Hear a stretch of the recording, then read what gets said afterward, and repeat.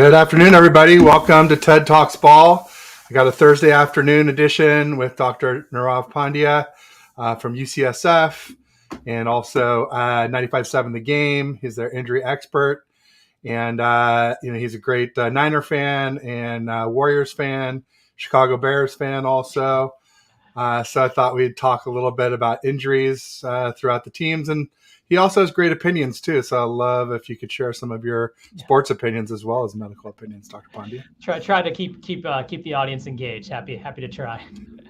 Awesome. So real quick, just want to call out, we had some early audience folks. We had somebody show up, I think last night, 7:30 p.m. Jimmy Perez saying, "Hey Ted, what's up?" Thanks, Jimmy. Appreciate that. And Stevo Supremo, 9:30 this morning. We need to find out why Purdy didn't throw a tennis ball or Nerf ball and went from towel to football. We can jump in on that. Real quick, Bryant Culp here now at 3:31 saying yo, and Bebop Jones coming to us from the East Coast in the Philly area saying hello, Ted and Dr. Pandya. Hope you're getting some relief from the smoke out there, Bebop. I know it's been really smoky in the whole northeast of the country. Normally out here in California, we're used to that sort of in August, September timeframe. We get a lot of wildfires out here, a lot of poor air quality. So wishing the best for New York City all the way up the whole eastern seaboard. I know my buddy Aaron Labigan, who I do First and TED with yesterday, he was really suffering yesterday as well too. A lot of bad air back there. Real quick, they're just saying, "What's up, Dr. Bryant?" That's Dr. Pandya, Nirav Pandya. Oh, Bryant Culp. Sorry, never mind. Okay, now I got it. He said it's scary out here, Ted. LOL. It's really weird. Like when you wake up and you can't even see the sun, and it just looks like a Martian landscape. I remember when we were living in the city, and that happened a few times. It was pretty crazy. And then Kali Young saying, "What's up, Ted?" Dr. Pandya. So I guess should we just dive right in on Brock Purdy and why did he? I mean, do we know that he didn't go from a towel to a Nerf ball to a tennis ball to a football? I mean, the last we heard was towel to a football, but they may have skipped a step or not told us about a step, right? Yeah. I think with a lot of these rehab processes, I think, when you get into the nitty gritty of rehab, I mean, it's crazy. You look at like 15, 20 years ago, no one knew what an athlete was doing in terms of their rehab. There was an article in the newspaper and it said, so-and-so will be back in 9 months. And now we're really diving deep into the, into the rehab. I think in general, when athletes start throwing, after UCL repairs, you'll typically start with something like a towel, something very, very lightweight. Then you'll kind of slowly increase the weight of the object. And typically when athletes get that full kind of clearance, you'll usually start with half-weighted footballs and go up to higher footballs. So I think probably why they went from, if that's the case, they went from towel to football is that, at least with the towel, you're simulating some of the throwing motion without stressing. But then you do actually want to progress to a football pretty quickly, and it may be a different weighted football because of the grip and the stress across the elbow is different, say with a Nerf ball versus a football. So I think you want to, you want to maximize the time you have before whenever that endpoint is and simulate grip, simulate kind of some of the stress, and probably using a football that's a little bit less weighted. So I think the key thing for everyone to remember is that, 3 months was the time frame we wanted to see if he would be able to throw. That's really the first key marker in terms of patients, making sure they have motion stability, not any issues. And the fact that he's on that timeline bodes very well for how the next 3 months are going to go. No doubt about it. No, it's exciting. We all want Purdy back. I'm definitely, as you probably remember, a Trey Lance guy, but that doesn't mean I don't like Brock Purdy. I want the best QB room possible for the playoffs. And to me, it means Trey Lance has to play because he needs experience to get better. I think the worst thing that we could do is Purdy be ready week 1, play him all season, have him get injured at the end of the year, and then Lance is coming in and he hasn't had a chance to improve, only maybe a little bit running the scout team or something like that, but certainly not like playing in real games. But did you see there was a report that came out by Matt Mayoko where he was saying basically that he thought he'd be ready a couple or 3 weeks before the season, started, and then he kind of recanted and said, "Well, that's not, it's not an official report. That was like me with more of an opinion piece." And so, 49ers Twitter has been all over the board with it because it's kind of been a little bit of a roller coaster for us, not knowing really what to expect. Yeah, I think especially with these UCL repairs and quarterbacks, I think we have pretty good track records for when athletes can get back who play baseball. We kind of know like this is the time frame you can get back. Kind of double-edged sword with this. We know that you're throwing a football is less stress on your elbow than a baseball. So, potentially then there's the argument that maybe you can get back a little bit sooner. You're not throwing 95, 100 miles an hour and throwing in a way that stresses that ligament. So that can be an argument that says that, hey, maybe you can actually come back a little bit sooner. But then the other side, pitchers don't have people tackle them all the time. So maybe you have to wait a little bit later because, yeah, you might be able to throw it 5 months, but do we know when he'll be ready to have someone run into his elbow repeatedly? So I think a lot of this is a guessing game. So I think that what we do know on the data is that 3 months you start throwing, regardless of whether it's football or it's a baseball. When you're ready to get back to throwing a football, it is a little bit of a guessing game, and when you can take contact. So yes, we've got Nick Mullins. There was, I think, one other player who played for the Eagles who kind of had a UCL repair, but otherwise we're just kind of, it's up to the doctor and what his experience is. So, I think we shouldn't necessarily hang our hat on, will he be back week 1, week 2, will he be back in preseason? I think a lot of that will be determined based on how he feels, but we just don't know because no one's going to tackle Brock Purdy in practice to see how his elbow feels. So it's really going to be a combination of the training staff feeling his strength is there. Does he have the confidence? And, from a football perspective, Trey Lance is looking good, or Sam Darnold, or maybe Brandon Allen, who knows? There may be a push within the organization to say, you know what? Let's just give Purdy another couple of weeks to make sure he's really, really strong before making, really getting him to the point where, we just don't know. So we'll kind of see how it is. It's funny that you mentioned Brandon Allen because Greg Papa brought that up, and it was pretty funny that he was mentioning how, hey, Brandon Allen's doing so well. We might be able to trade Trey Lance, and he's not the kind of guy you want to let go. And the next thing you know, he was like, whatever the report you want to believe, 1 for 8 or 2 for 10 yesterday. It was pretty comical to see that. I mean, the guy's bounced around a bunch of times. It's hard to imagine that he's going to be the answer, but I guess you never know, and that's why you have the competition. So I'll try to keep an open mind about it. But I thought it was pretty funny that he came out with that. And then, even David Lombardi was just like, no, he is probably not the answer with that kind of performance. But I mean, I think here's the thing. I think a lot of us put too much importance on these statistics coming out of OTAs and training camp, because really this is a time to work on your weaknesses and to try and fix things that are blind spots in your game, if you will, rather than try to leverage your strengths to get the highest possible completion percentage. It's time to, fix your game so that you can do more things when the regular season comes around. So like, I don't put a ton of stock, but obviously if you're missing 80 or 90% of your throws, that's not a good thing, no matter what. Yeah, exactly. So. Yeah. It is interesting. Yeah. I mean, I love data. I love seeing all the statistics, but yeah, just looking back, I mean, I remember vividly being a kid. Training camp was where you saw a bunch of people at some college dorm and they'd show one video clip of them like walking back to their dorms afterwards. And now we have so much data in terms of analyzing training camp performances. I think of all the sports, actually, probably training camp performance in football is probably the least useful because you don't have people running at you and hitting you all the time in the speed of the game. So I think, it gives a sense. It's great to see players out there, but yeah, until it's a live game setting and, they're hitting other teams and playing in the preseason, I think you take everything with a grain of salt. Totally agree. Yeah. And Bebop asked a question. He said, do you think a professional team would hurry up the process in a way that might be detrimental? It's kind of a loaded question. It is a loaded question. Yeah. That's a great question. I think it's there's a lot of gray areas in medicine, in terms of clearing athletes to return to play. I think the difficult thing is that, yes, we have objective measures, in terms of, do you have full motion? Do you have full strength? We depend a lot on what an athlete is actually telling us in terms of how they feel. And now, obviously, for bones, you have an x-ray that shows that it's healed. But for a lot of these soft tissue injuries, you're really going based off how a lot of times when you get to this point, how they feel. So if there's a pressure for the athlete to come back, they may feel that they say that they're feeling fine. So will Brock Purdy feel like, Trey Lance is performing well? Maybe if Purdy waits still, week 3, week 4, and Trey Lance is suddenly throwing for 300 yards and, rushing for 80, will he then feel like, I'm fine, I want to come back, when he may not? I mean, there's all these multiple pressures that go in.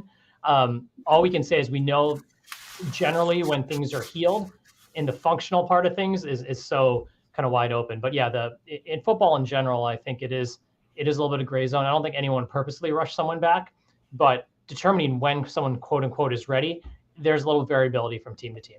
Yeah. No doubt about it. And I think we saw some of that with Kyle and more Mike Shanahan with the Washington football team when they had RG3. There's a prevailing sentiment that they may have rushed RG3 back from injury a little bit too soon. And I think we've even seen it a little bit here this offseason where John Lynch was saying that, that Purdy would be ready for OTAs, and Kyle said 6 to 8 months. And then Purdy's just saying, I don't even know if when I'll play this season. You know, so I think he's pretty much saying I will not be rushed. I think he's telling us that, and that's so I'm kind of waiting to hear from him when he says, "Hey, I'm ready to play," just like you're saying. And I don't think he's the type to. I think it seems like he's going to keep his long-term priorities in line and make sure that he isn't rushed back and doesn't cause more damage, whether it's physical or psychological, by coming back too soon. No doubt about it.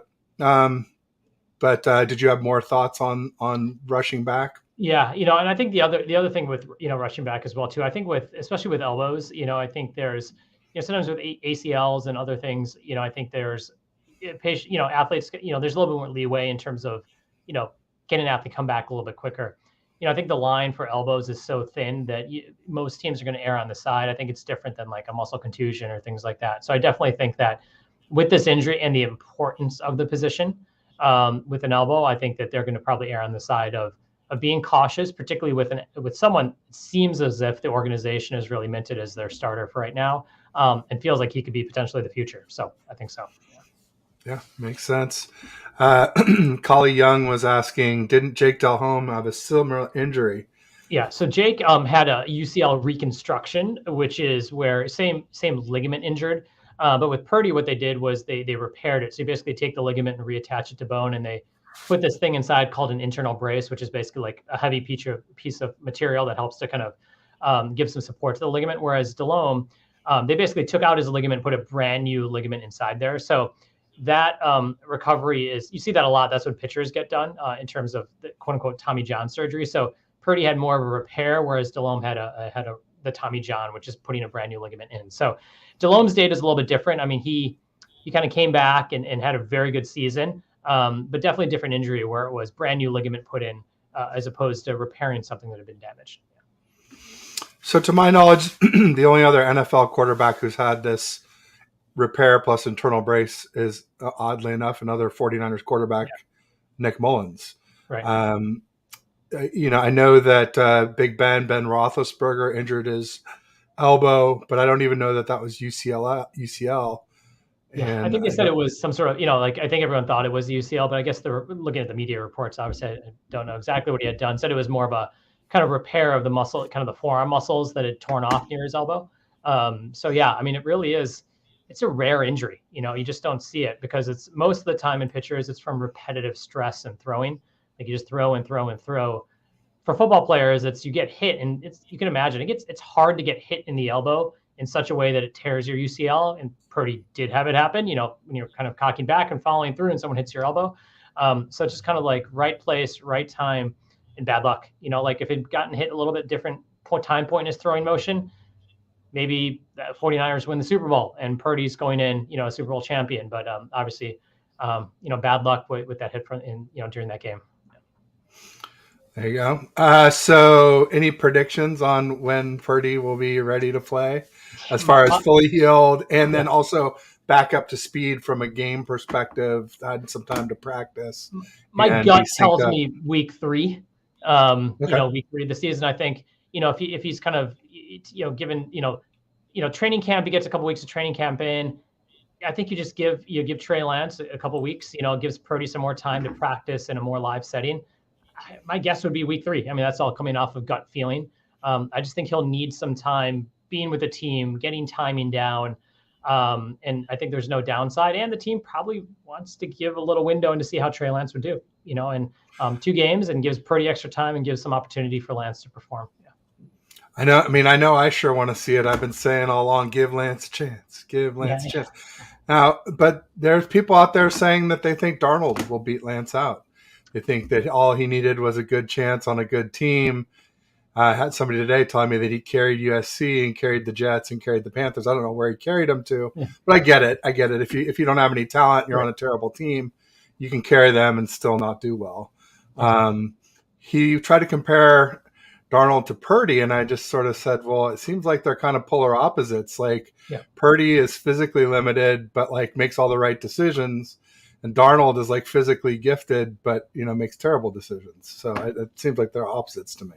Yeah, and the USC quarterbacks don't have the best track record, as well too. So don't tell my wife; she's a no, but I agree. Other than Carson Palmer, and poor guy, he never got it done. I know he got to the Super Bowl but didn't win it.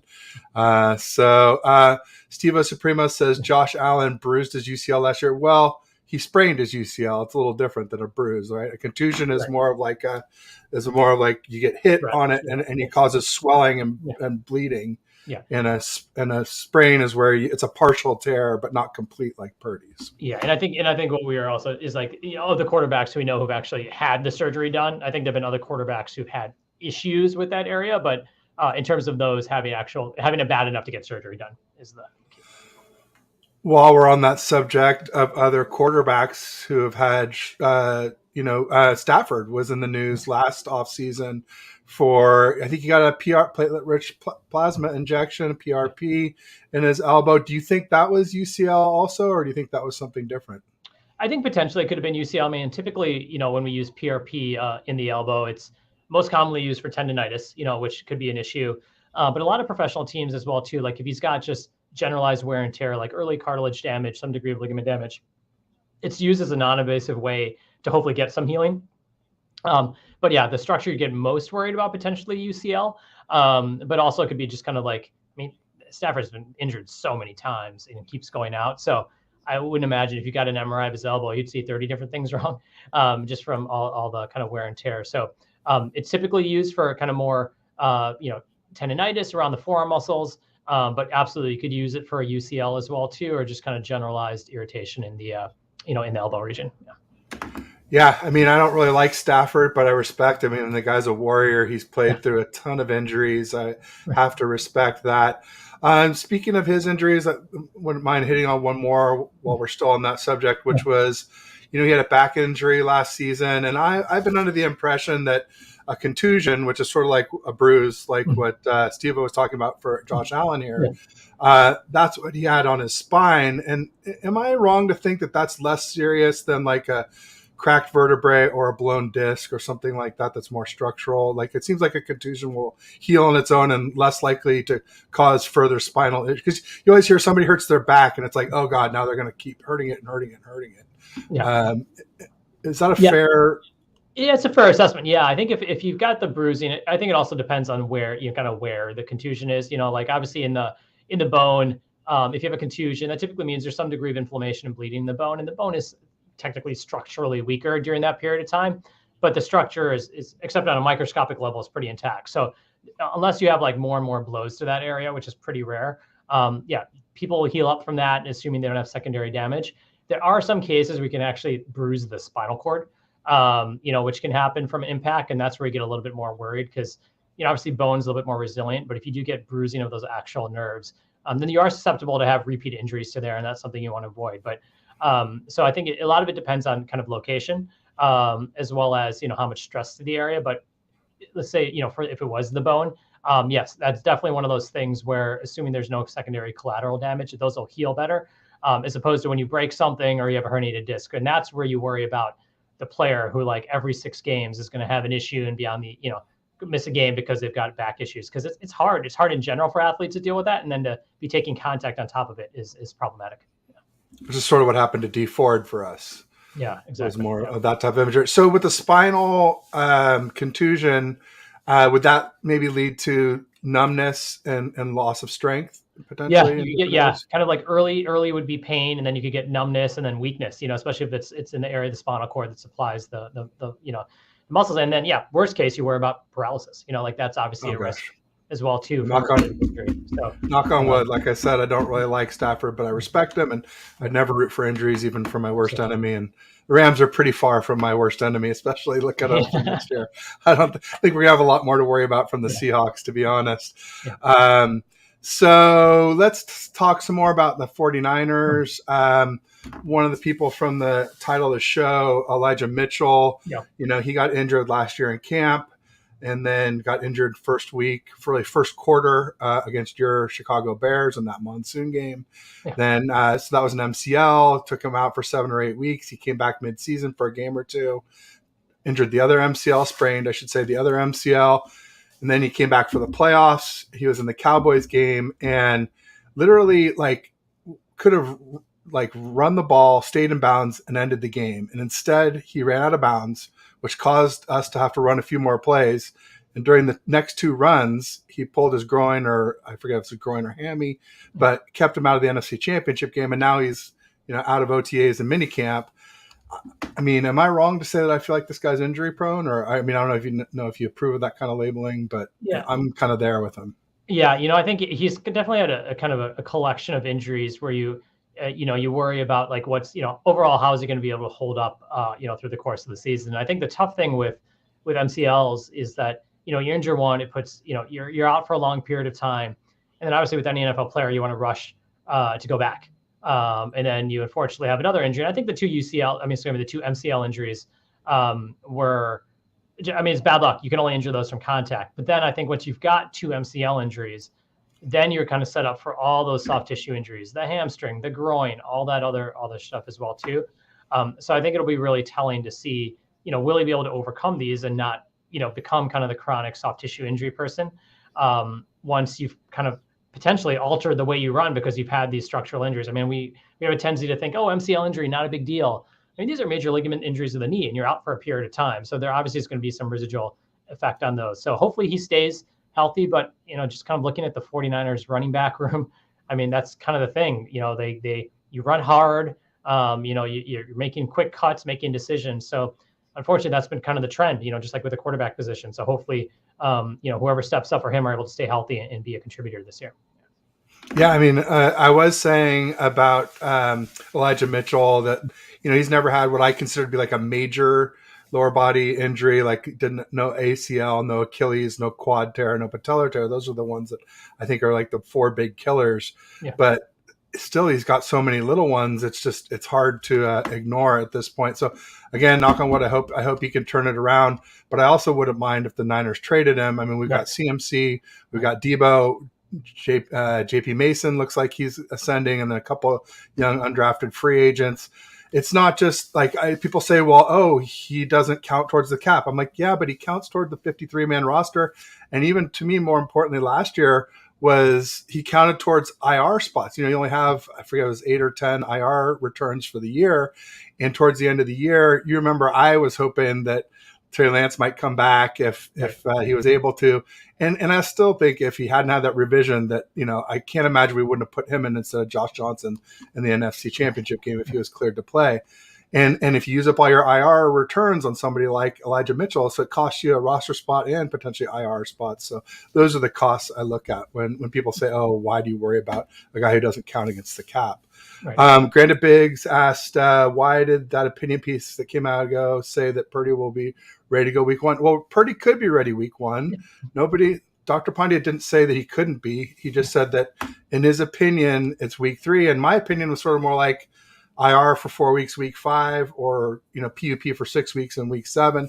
But I think PUP seems a little less likely now with how well he's progressing, unless he gets hit in a preseason game or in a practice, something happens to have a setback.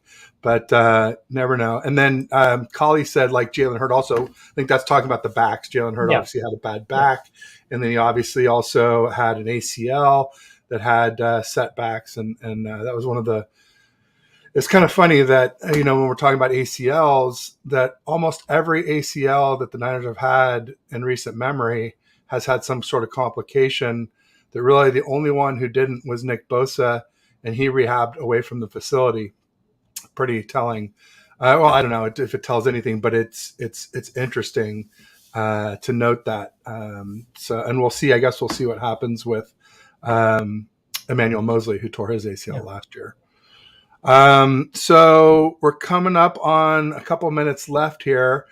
Did you want to talk a little bit of Warriors at all? Yeah, we can do a quick 2-minute Warriors hit. Yeah, let's go for it. Yeah. Yeah. So, I mean, I came out and I just said that I feel like, a lot of people know Draymond Green's my favorite player.